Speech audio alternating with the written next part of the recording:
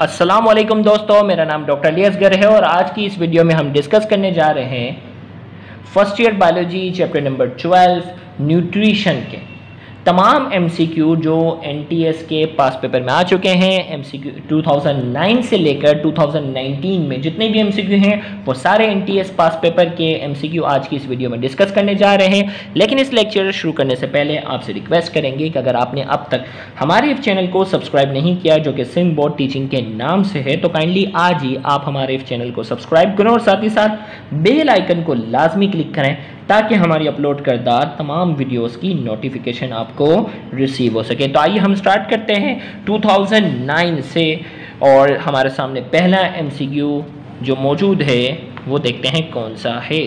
तो 2009 से पहला एमसीक्यू हमारे पास है, dash causes amoebic dysentery in human. इंसानों के अंदर जो डायसेंट्री होती है वो कौन कॉज करता है? पिलियोमिक्सरा प्लोरिटस एंटामेबा हिस्टोलाइटिका, ट्राइकोनिम्फा, ट्राइपेनोसोमा, रेडियोलेरियन ऊस। तो इस एमसीक्यू का जो करेक्ट आंसर है, उम्मीद है तमाम बच्चों को मालूम होगा, डायसेंट्री एंड अमेबा हिस्टोलाइटिका की वजह से होता है। इस एमसीक्यू का करेक्ट आंसर है हमारे पास ऑप्शन बी। फिर इसी 2009 में एक और एमसीक्यू भी इससे पूछा गया है, ileum is about dash long. Ileum जो होता है, जो कि स्मॉल इंटेस्टाइन का पार्ट होता है, उसकी लंबाई कितनी होती है? 3.6 millimetre, 3.6 centimetre, 3.6 inches, 3.6 metre, 3.6 kilometre. तो इस एमसीक्यू का जो हमारे पास करेक्ट आंसर है वो है option d, 3.6 metre is the correct answer.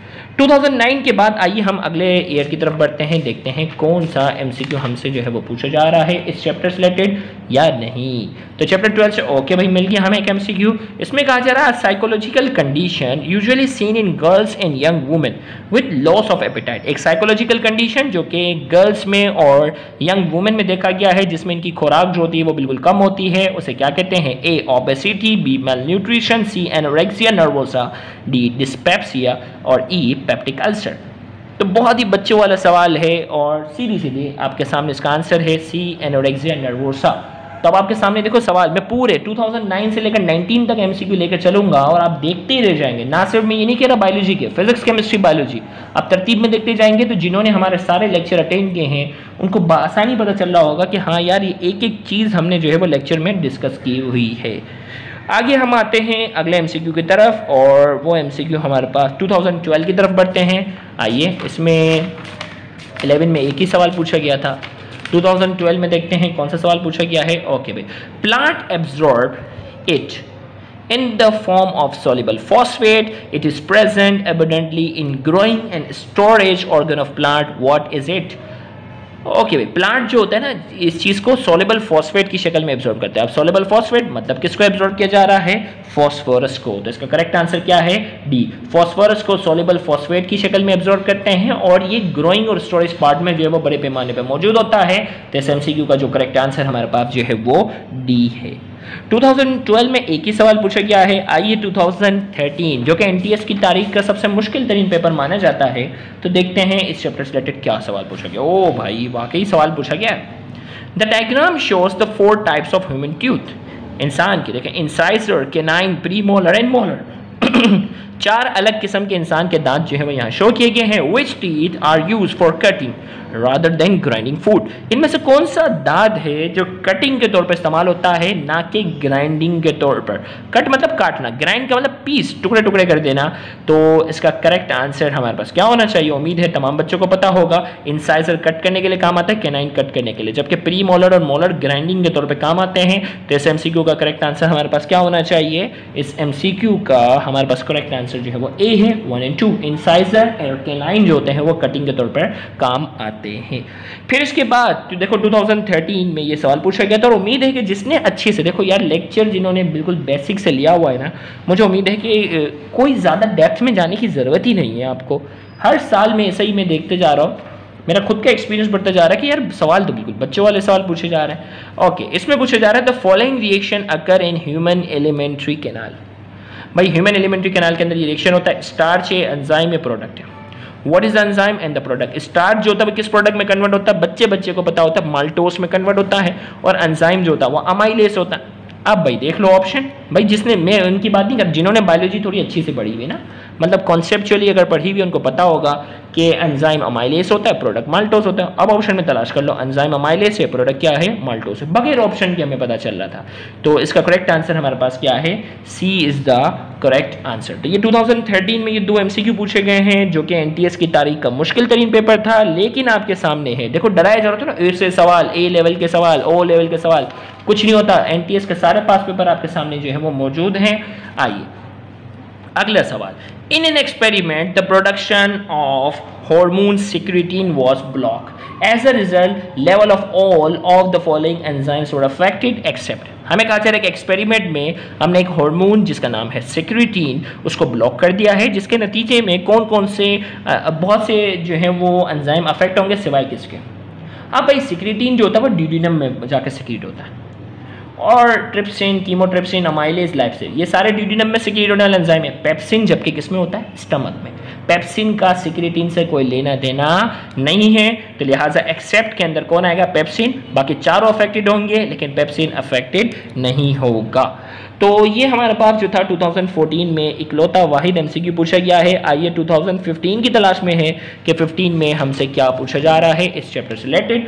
तो 2015 में ओके भाई हमसे पूछा जा रहा है इस चैप्टर से, dietary fibre passes through several structure after leaving the stomach. In which order does the dietary fiber passes through this structure? हमें ऑर्डर बताना है। डाइटरी फाइबर जो है ना मुख्तलिफ स्ट्रक्चर से गुजरते हैं और हमें करेक्ट ऑर्डर बताना है। अब देखो इसमें ड्यूडेनम है, इलियम है, कोलोन है, ड्यूडेनम है। अब भाई इलियम पहले आता नहीं है, इलियम कोलोन ये हट गया, ड्यूडेनम सबसे पहले आएगा ना। अब ए और ई में हमें डिसाइड करना है ड्यूडेनम के बाद कौन सा हिस्सा आएगा।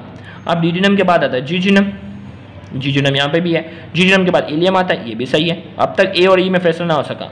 फिर इसके बाद आता है कोलोन और फिर इसके बाद आता है रेक्टम। यहाँ रेक्टम पहले और कोलोन बाद में, भाई कोलोन पहले आता है रेक्टम बाद में आता है। बिल्कुल बच्चों वाला सवाल है 2015 का ये MCQ, और इस 80 का करेक्ट आंसर हमारे पास जो है वो इज द करेक्ट आंसर।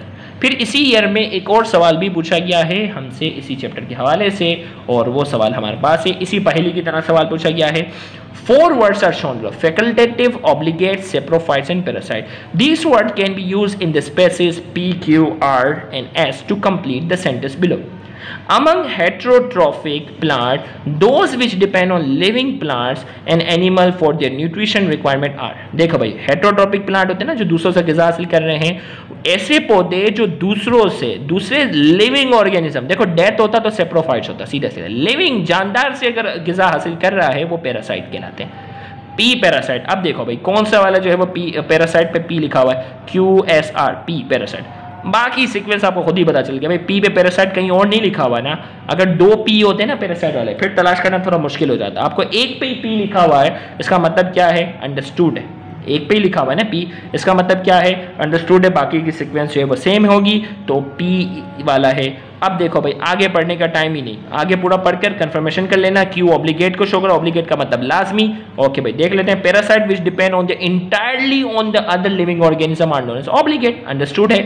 फिर से लिखे total parasite and those which depend for this requirement partially on living organism are called are. Partially facultative हो गई ना कंफर्मेशन। और फिर इसके बाद आगे देखो एस पे डेथ ऑर्गेनिज्म के लिए क्या हो गया, सेप्रोफाइट्स। तो अक्सर इस किस्म का हो ना, पहला जो भी हो उसको देखो, जिसके साथ लगा हुआ बस, बाकी देखने में टाइम वेस्ट करने की जरूरत ही नहीं है, डायरेक्ट मार्क कर सकते हो। तो इस MCQ का करेक्ट आंसर जो है वो D is the correct answer. 2015 के बाद आइए हम बढ़ते हैं 2016 की ओर। 2016 में आपको मालूम है कि डाव वालों ने अलग टेस्ट कंडक्ट किया था, लियारी वालों ने अलग टेस्ट कंडक्ट किया था, इसी तरीके से KMDC वालों ने अलग किया था। तो 2016 में हमें कई सवाल मिल जाते हैं, और इसमें देखो 2016 डाउ the condition due to loss of appetite for food स्टर्मेस, anorexia nervosa, bulimia nervosa, colour blindness, retarded growth. कितना बचकाना सवाल। एनोरेक्सिया नर्वोसा की किसी ने डेफिनेशन भी समझी है वो पहचान जाएगा, इज द करेक्ट आंसर। फिर इसी 2016 डाउ के अंदर जो एक डायग्राम बनी हुई है, थोड़ा सा focus. The diagram show some of organ of human body. Diagram बनी हुई। In which organ does the digestion of carbohydrate take place. अब डाइजेशन ऑफ कार्बोहाइड्रेट आपको पता है दो जगहों पे होती है, एक माउथ में सलाइवा है ना, एंजाइम होता है स्टार्च को माल्टोस में कन्वर्ट करता है, और दूसरा ड्यूडेनम में। तो यहाँ पी और आर सिंपल। बाकी यहाँ तो स्टमक है, लीवर है, लीवर स्टमक का कोई लेना देना नहीं है, लीवर का कोई लेना देना नहीं है, पी और आर।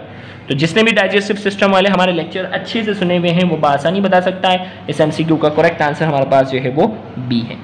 फिर इसी तरीके से डाउ के बाद लियारी वालों ने जो कंडक्ट किया, देखो इसमें दो सवाल इन्होंने पूछे ना। अब लियारी वालों ने जो सवाल पूछा वो देखते हैं वो कौन सा है। The diagram shows the teeth of the lower jaw का टीथ शो कर रहा है। Which tooth is an incisor, incisor कौन सा है। इससे मुझे उम्मीद है कि इससे ज़्यादा आसान सवाल कोई बना नहीं सकता था। B is the correct answer. कहते हैं ना डायग्राम वाले सवाल मुश्किल होते हैं, डायग्राम वाले सवाल सबसे ज़्यादा आसान होते हैं। B is the correct answer. हाँ, शर्त है समझने वालों के लिए। अगला जो वो इसी ईयर में एक और सवाल भी पूछा गया है, देखते हैं वो कौन सा। अब भाई देखो, कहते हैं ना कौन कहता है एनटीएस वाले सवाल जो हैं वो रिपीट नहीं होते। नए सवाल हर साल देखो रिपीट हुआ। ये आप अभी इससे पहले वाले ईयर में भी था, 2016 वालों ने exact copy paste. The following reaction occur in starch catalyst product. आपको पता है ये कैटलिस्ट जो है वो क्या है, अमाइलेज, प्रोडक्ट क्या है, माल्टोस। तो C is the correct answer. Option की सीक्वेंस तक भी क्या है, सेम है। तो यहाँ से आपको एक आइडिया हो गया कि एनटीएस वाले जो होते हैं वो क्वेश्चन अपने रिपीट भी कर सकते हैं। ओके, फिर अगला इसी चैप्टर का, which of the following nutrient is incorrectly paired with its function in cell wall. A में कहा जा रहा है एक इनकरेक्ट है, वो पहचान है। पोटेशियम जो है वो सेल वॉल बनाता है, मैग्नीशियम क्लोरोफिल बनाता है, ये सही है। नाइट्रोजन प्रोटीन बनाता है, सही है। फॉस्फोरस न्यूक्लिक एसिड बनाता है, बिल्कुल सही है।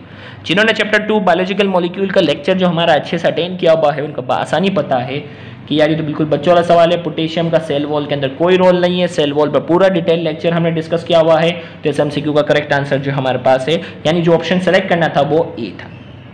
फिर इसी तरीके से 2017 से आपका मालूम है कि पूरे सिंध का पेपर जो है वो सेम होना शुरू हुआ, और देखते हैं कि इस चैप्टर से कौन सा सवाल हमसे पूछा जा रहा है। तो अब आप देखें इसी टाइप का diagram. The diagram shows some of the organ of digestive tract. Diagram 1 2 3 4 5 1 जो है वो माउथ है, स्टमक है, लीवर है, पेनक्रियास है, स्मॉल इंटेस्टाइन, लार्ज इंटेस्टाइन।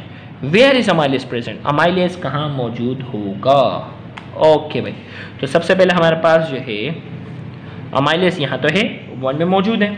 अब हमने ऑप्शन देखा, इसमें 1 नहीं है, इसमें 1 नहीं है, सी और डी नहीं हो सकता। अब ए और बी में फैसला करना है, सही है। और आपको मालूम है अमाइलेज जो है वो पेंक्रियास में भी है, अमाइलेज जो है वो पेंक्रियास में भी मौजूद होता है। ओके भाई, अब देखो भाई 1 के साथ हमें क्या चाहिए, 4। 1 और 4 तो सिर्फ यही है। तो इसका मतलब इस एमसीक्यू का करेक्ट आंसर क्या हो गया, ए हो गया। बेशक हमें 5 के बारे में नहीं पता था, अमाइलेज होता है नहीं होता। 1 और 4 तो मैच कर गया ना आपके बुक के मुताबिक, हो गया। और जो बेवकूफ़ बनाने वाले लोग होंगे कहेंगे ए लेवल का सवाल है, आपको स्मॉल इंटेस्टाइन के बारे में आपकी टेक्स्ट बुक के अंदर इंफॉर्मेशन कम है, आपको फला बुक पढ़नी चाहिए। वो कहेंगे वो अपनी तिजारत कर रहे हैं, वो आपके फ्यूचर के साथ जो है वो सिंसियर नहीं है। जो सिंसियर होगा वो बताएगा कि बेटा सारे के सारे सवाल जो हैं वो आपकी सिंध टेक्स्ट बुक बोर्ड से ही आ रहे हैं, और वो भी बेसिक बातें। तो ज़्यादा डेप्थ वाले सवाल कोई नहीं पूछता, आपके बेसिक सवाल पे ही जो है वो पूरा फैसला हो जाता है। तो आइए 2017 में एक और सवाल भी पूछा गया है, हम तलाश में हैं। A part of the digestive system that is not contact with food. इनमें से कौन सा डाइजेस्टिव सिस्टम का पार्ट है जिसका फूड से डायरेक्ट कॉन्टैक्ट नहीं है। Small intestine, stomach, liver, large intestine, trachea. तो इसका करेक्ट आंसर हमारे पास क्या है, लीवर। लीवर का कोई फूड से डायरेक्ट कॉन्टैक्ट नहीं है।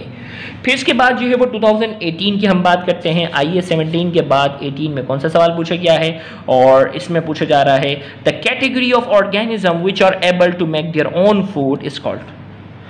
हमें कहा जा रहा है ऑर्गेनिज्म की वो कैटेगरी जो अपना खाना खुद तैयार कर सकते हैं उसे क्या कहते हैं, ऑटोट्रॉफ कहते हैं। बिल्कुल बेसिक सवाल था, B is the correct answer. और इसी ईयर में एक और सवाल भी हमसे पूछा गया है, हम तलाश में हैं वो सवाल कौन सा है। The enzyme found in saliva responsible for digestion of carbohydrate. Saliva के अंदर पाए जाने वाला वो कौन सा एंजाइम है जो कार्बोहाइड्रेट की डाइजेशन के लिए रेस्पॉन्सिबल है। तो उस एमसीक्यू का हमारे पास जो करेक्ट आंसर है वो है अमाइलेज।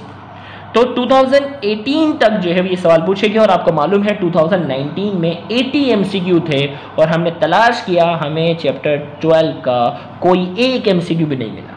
सोचो एनटीएस वालों का कोई फिक्स पैटर्न नहीं है। किंगडम एनिमेलिया इतना इंपॉर्टेंट चैप्टर था 2019 से, मैं एक भी उससे एमसीक्यू नहीं दिया। चैप्टर नंबर 12 से एक भी डाइजेस्टिव सिस्टम, और यार डॉक्टर बनने के लिए ये सवाल तो आने चाहिए, इसका तो एक दो सवाल लाजमी होने चाहिए बायोलॉजी के पेपर में, लेकिन 2019 में इससे रिलेटेड एक भी सवाल जो है वो नहीं पूछा गया। इसीलिए हमने 2018 तक सारे एमसीक्यू डिस्कस किए। 2019 का हमने बार बार देखा, लेकिन हमें चैप्टर 12 से कोई एमसीक्यू नजर नहीं आया। उम्मीद है कि आज की इस वीडियो से आपको बहुत ज़्यादा फायदा हुआ होगा।